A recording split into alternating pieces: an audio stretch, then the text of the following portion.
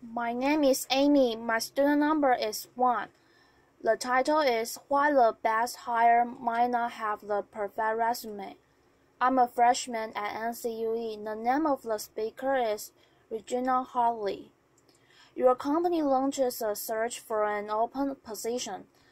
The applications start rolling in, and the qualified candidates are identified. Now the choosing begins. Person A, Ivy League. 4. Flawless resume.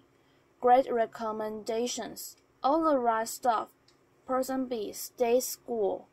Fair amount of job hopping and odd jobs like cashier and seeing waitress.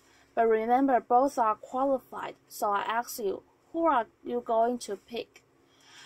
My colleagues and I created very official terms to describe two distinct categories of candidates. We call A the silver spoon, the one who clearly had advantages and was destined for success, and we call B the scrapper, the one who had to fight against tremendous odds to get to the same point.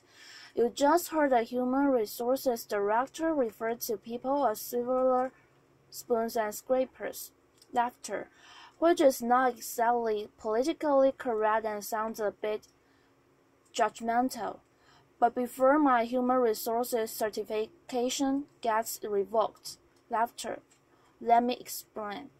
A resume tells the story, and over the years, I've learned something about people whose experiences read like a patchwork quilt that makes me stop and fully consider them before tossing their resumes away. A series of odd jobs may indicate inconsistency, lack of focus, unpredictabilities, or it may signal a committed struggle against obstacles. At the very least, the scrapper deserves an interview. To be clear, I don't hold anything against the silver spoon. Getting into and graduating from an elite university takes a lot of hard work and sacrifice. But if your whole life has been engineered toward success, how will you handle the tough times? One person I hired felt that because he attended an elite university, there were certain assignments that were beneath him, like temporarily doing manual labor to better understand operation. Eventually he quit. But on the flip side, what happens when your whole life is destined for failure and you actually succeed? I want to urge you to interview the scrapper. I know a lot about this because I am a scrapper. Before I was born, my father was diagnosed with paranoid schizophrenia, and he couldn't hold a job in spite of his brilliance. Our lives were one part cuckoo's nests, one part awakenings, and one part a beautiful mind. Laughter. I'm the fourth of 5 children raised by a single mother in a rough neighborhood in Brooklyn, New York. We never owned a home, a car, a washing machine, and for most of my childhood, we didn't even have a telephone. So I was highly motivated to understand the relationship between business success and scrapers, because my life could easily have turned out very differently. As I met successful business people and read profiles of high-powered leaders, I noticed some commonality. Many of them had experienced early hardships, anywhere from poverty, abandonment, death of a parent while young, to learning disabilities, alcoholism, and violence. The conventional thinking has been that trauma leads to distress, and there's been a lot of focus on the resulting dysfunction.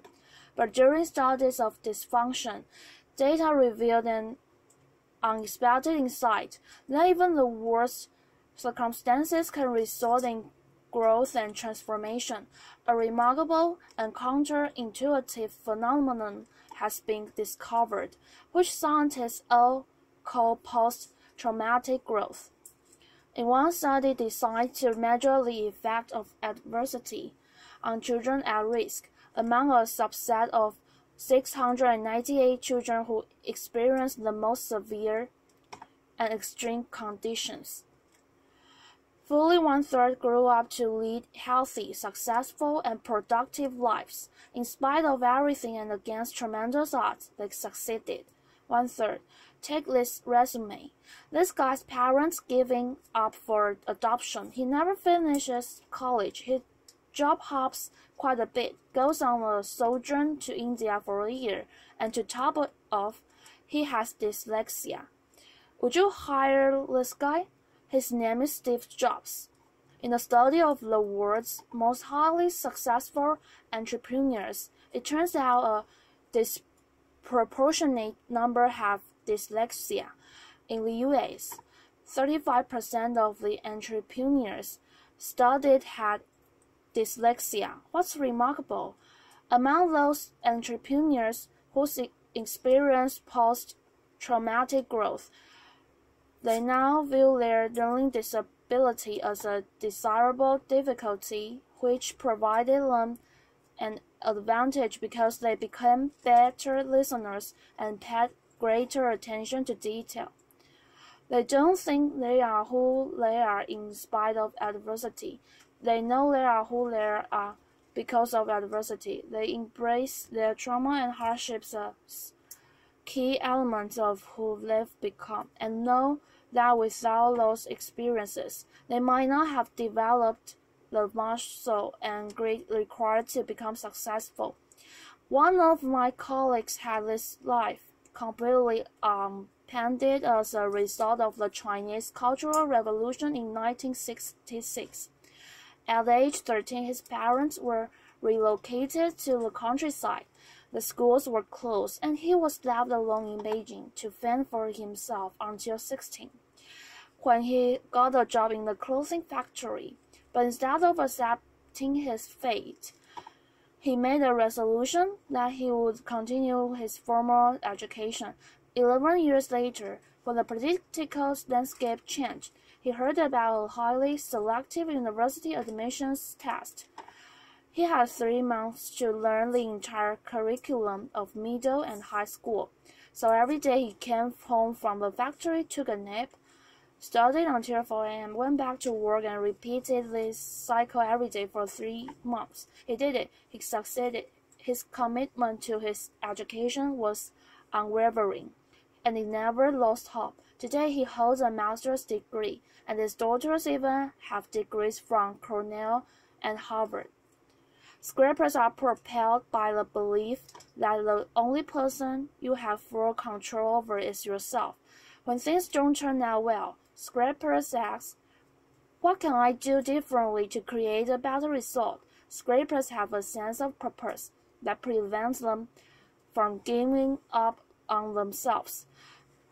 Kind of like if you've survived poverty, a crazy father, and several muggings, you figure business challenges.